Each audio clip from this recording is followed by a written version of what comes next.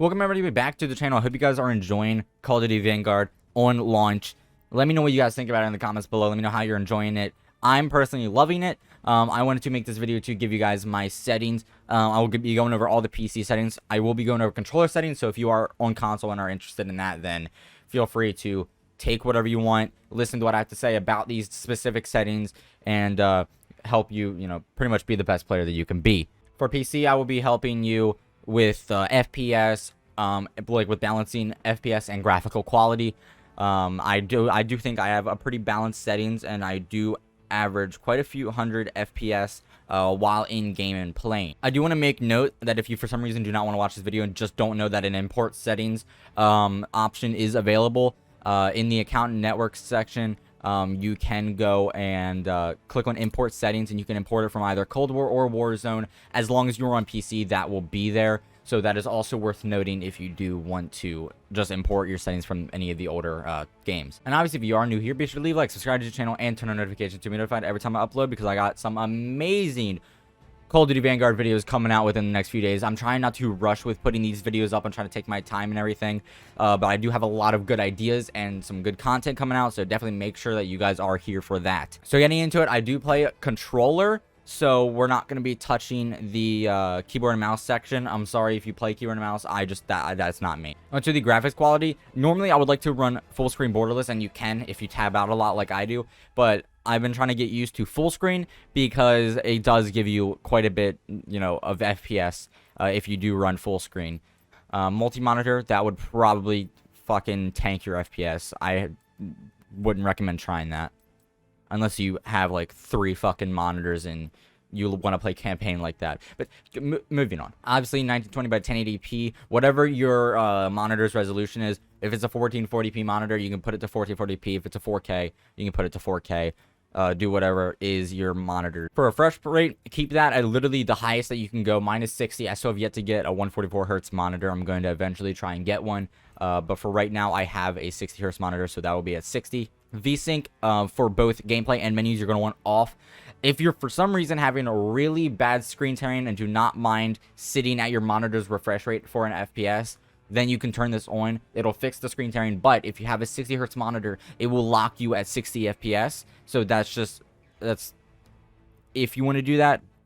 But it does also cause some input lag with your controller or whatever you're using. So just use that at your own risk. You can mess with it if you're having some bad screen tearing, but I suggest leaving it off. For frame rate, you're going to put the custom. I literally have mine all the way up. But for the menu, I do have it at 60, and then when I'm tabbed out and it's minimized, I have it set to 30, so that it's not tanking my PC while I'm off trying to do other stuff. But in-game, I do want to have the highest FPS possible, so you want to just crank that out. Aspect ratio, I leave it automatic. Brightness, I did put up to 52, because you can see how much of a difference. I mean, it's kind of difficult to see on the recording, but like right here in person, it does make quite a bit of a difference. So I do like having it slightly brighter. Display gamma 2.2. Focus mode off. That is a very cool feature, by the way. I made a huge deal about that when they first announced it, when they first did the PC reveal for this game. I felt like that was very cool. If you are ever distracted by stuff on your second monitor, you can put this on and it'll kind of dim your other monitor for you while you're playing and while you're in a game. Very cool for like casual players, but I personally don't need that because considering the stuff that I do, I need to be tabbing out and seeing stuff on my other screen with OBS and all that stuff. Your display adapter, you're going to want at whatever graphics card you were using, which mine is the 1660 Super. On-demand texture streaming is a very interesting one.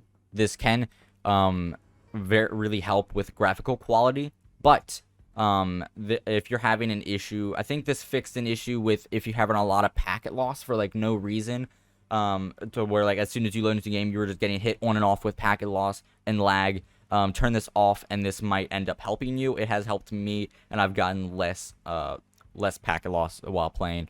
And then honestly, it didn't really affect my graphical quality that much because I don't need crazy graphics. You know what I mean? So I personally just turned that off. Into the quality tab, we obviously have custom. I put my render resolution up to 110, and then dynamic resolution is off.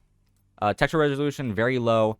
Anisotropic high. Particle quality level medium. Particle resolution high, bullet impact sprays off, shader quality low, tessellation off, level of distance range long, nearby level of detail and distant level of detail I have high, Clutter draw distance I have low, and the volumetric quality level I do also have low.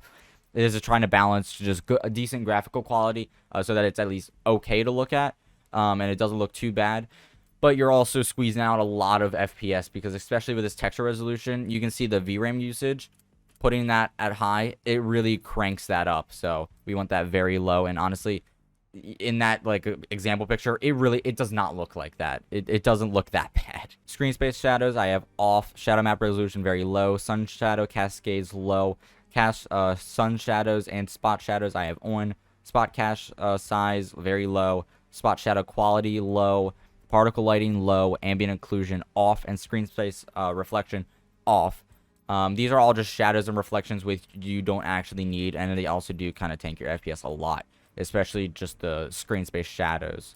Or no, not that one, the shadow map resolution. That can really mess with your FPS because it's trying to render out a lot of shadows, and you don't necessarily need that. Fidelity super resolution I have balanced. This can help you get some more FPS with your game.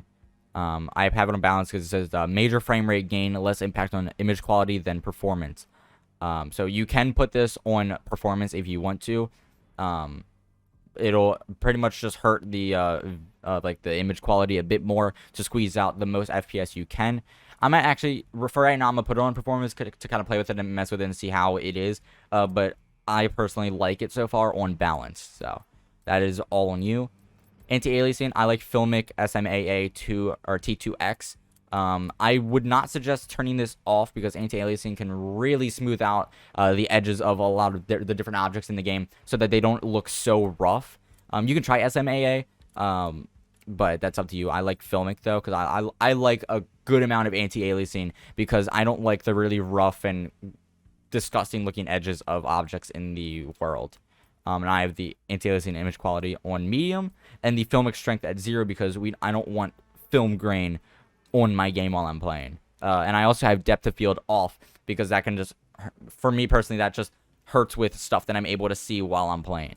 And the VRAM usage target is default 85. Put that up to 90. It does make a difference, and it'll help you get some more performance. For gameplay, color customization is honestly totally up to you. Actually, enemy color, I'm going to put that to the darker red because for some reason they set it to the fucking orangish color here, but I do prefer the normal like darker red. Field of view, I found the sweet spot to be 105. You can also have it to 100, but I would say around 100 to 105 is kind of the sweet spot. So that because I feel that there was a theory going around that the higher you put your field of view up, the less aim assist you have. So like if you went up past like 110 or whatever, you would lose out on aim assist. I don't know how true that is, but I like 105, 100 to 105. If you're one of those weirdos that likes 120 FOV, go right ahead. This one is just personal preference, but I like 105. And then you want ADS field of view to be affected. If you have like a 90 to 95 field of view or something smaller, then you can get away with using independent. Or if you're using an AR, you can run independent if you use a lot of assault rifles. That'll pretty much just zoom you in a bit more when you aim down sights. Affected kind of just keeps your field of view zoomed out when you're aiming down. And that's what I like considering I run an SMG. So that is a very important setting to set. Camera movement, you want that on least because default it's 100% and your screen will shake a lot. This can also cause some motion sickness for people that do have issues with that, but at least so that you can see more on your screen while you're playing so that your screen is not just shaking around constantly. Both motion blurs you want off because obviously we all hate motion blur. That just reduces your visibility. I mean, I know some people put weapon motion blur for like clips and everything, and yes, that does look good in like TikTok clips or whatever, but like, bro, it can fuck up your vision a little bit, and I don't want that. I would rather be able to actually see. And in NVIDIA Reflex low latency, I have on plus boost. I do that with every Call of Duty game that I play on PC. I always have on plus boost to get the least amount of latency as possible with my controller. Audio, this is also like these settings are also personal preference. These are mine. Dialogue volume though, you want to be able to hear that because your character will end up calling out important stuff. Like for example, if you're running high alert and for some reason you don't see the orange like flash on your screen, if you're not paying attention, you're like really zoned in, your character will say, I feel like someone's watching me or whatever, and that can kind of give you a cue like, oh, someone can see you, you know what I mean? So that is pretty important to have. And I have hit marker volume a bit lower so that it doesn't bother me as much. All these are mostly preference. I have my hit marker sound in classic. It's default in Vanguard, but I just like the old school hit marker sounds. Headphones, you do once you put on headphones, they don't have like boost high or boost low or the bass like setting or anything. They have home theater, TV speaker, night mode, and headphones. Obviously, if you're using headphones, use the headphones audio mix. That'll be the best one. Then these are all personal preference with your computer. Now onto the controller side of things.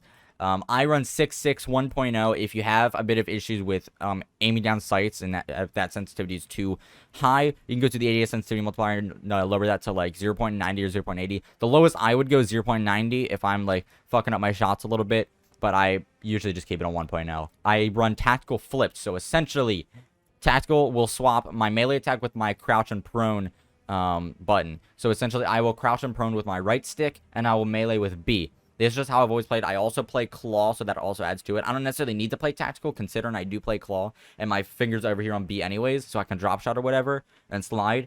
But I just got so used to tactical, so that's what I like to do. And then I run flipped, so that instead of shooting with my triggers, I can shoot with my bumpers, and that'll pretty much just allow me to react a lot faster to people, you know, popping up out of nowhere. And all that stuff. That's still personal preference, but if you want to try what I do, that's what I like to do. It does help me out with quite a few things. Everything else here you're going to want on standard. Aim response curve type, you want dynamic. If you like standard, you can run that. Do not run linear unless you are sniping in my eyes. I feel like that is only good for sniping.